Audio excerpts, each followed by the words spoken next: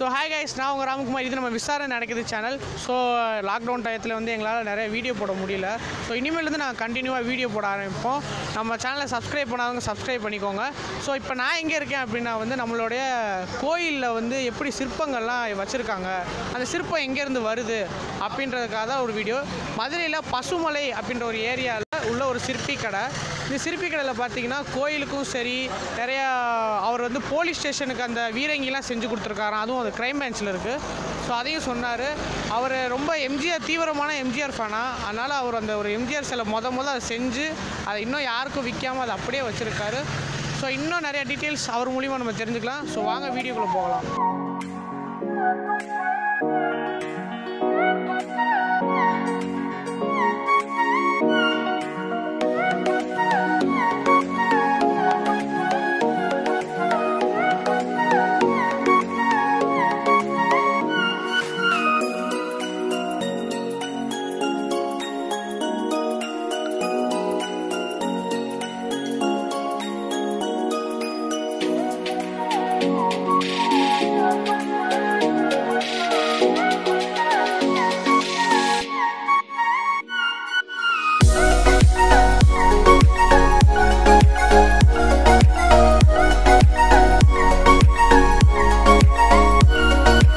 சொல்லுங்கண்ணே, உங்கள் பேர் என்ன?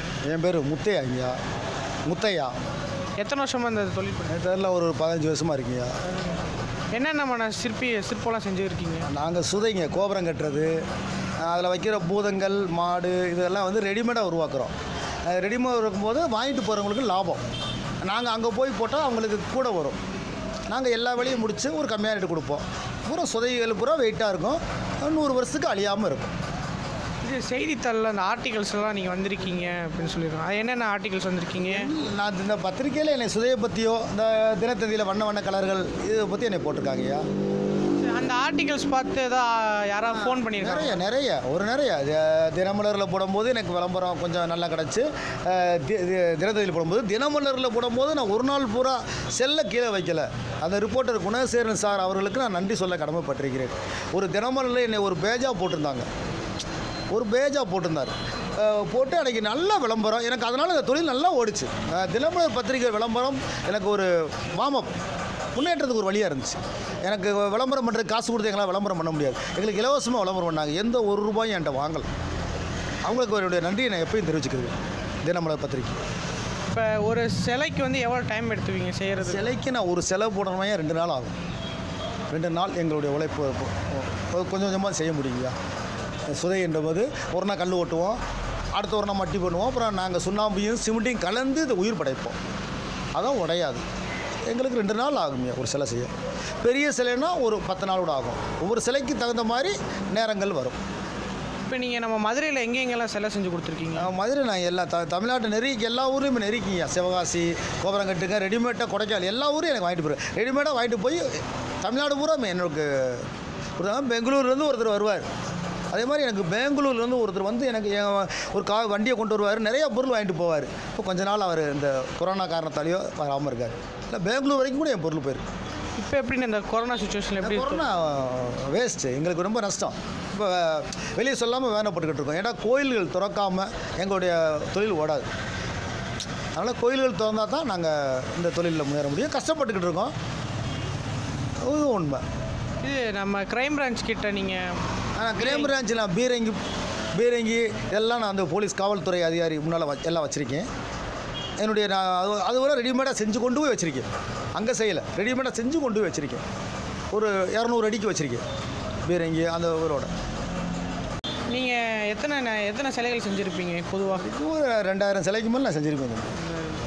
எது பெரிய சிலையாக நான் செஞ்சேன் அப்படின்னா? ஒரு அழகுமுத்துக்கோன் சிலை, ஒரு அம்மன் சிலை, இதெல்லாம் நிறைய ஒரு 10 அடி வரைக்கும் நான் செஞ்சிருக்கேன் சிலையை. அந்த 10 அடிக்கிற சிலையில் வந்து அந்த இடத்துலையே போய் செய்வேன். ஏன்டா இந்த சிலையில் வந்து இங்கே 10 அடிலாம் போட்டால் தூக்க முடியாது, ஒரு டன்னு கணக்காக வந்துடும். அதனால் அங்கே போய் செய்வோம். கோபுரம் வந்து அங்கே போய் கட்டுவோம். கோபுரம் எங்கள் ரெடிமேடாக கட்ட முடியாது, கட்டுவோம். நாங்கள் அங்கேயே போய் கட்டுவோம். ஒரு 30 40 அடி 50 அடி எவ்வளோ நாளும் கட்டுவோம்.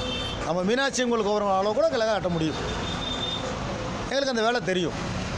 தொழில் எப்படி உங்களுக்கு வந்துச்சு? இந்த தொழில் வந்துங்க, நான் வந்து ஒரு முருகன் பக்தர். அவர் பழனி இருக்கும்போது கொஞ்சம் பழகினேன்.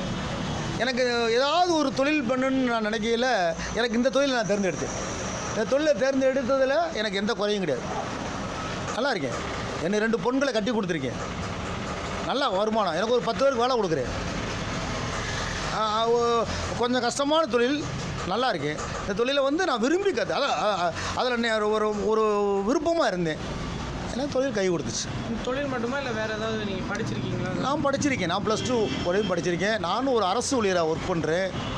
நான் கவர்மெண்ட் பஸ்ஸில் ஒர்க் பண்ணுறேன், பஸ் கண்டக்டராக. இதை சைடு பிஸ்னஸாக வச்சுருக்கேன். ஏன்னா எனக்கு அந்த ஒரு தொழில் பத்தலை. என்னுடைய 2 பொண்ணுகளுக்காக பத்தலை, அதோடைய பட்ஜெட் பத்தலை. இந்த தொழிலை ஆரம்பித்தேன். இந்த தொழில் ஆரம்பிக்கும் என்னுடைய பெண்களை கட்டி கொடுத்துட்டேன். நல்லா இருக்கேன். எனக்கு ஒரு 10 பேர் வேலை கொடுக்குறேன். எனக்கு சந்தோஷமாக இருக்குது. இந்த இறை தொழில் வந்து எனக்கு கிடைச்சது ஒரு சந்தோஷம்.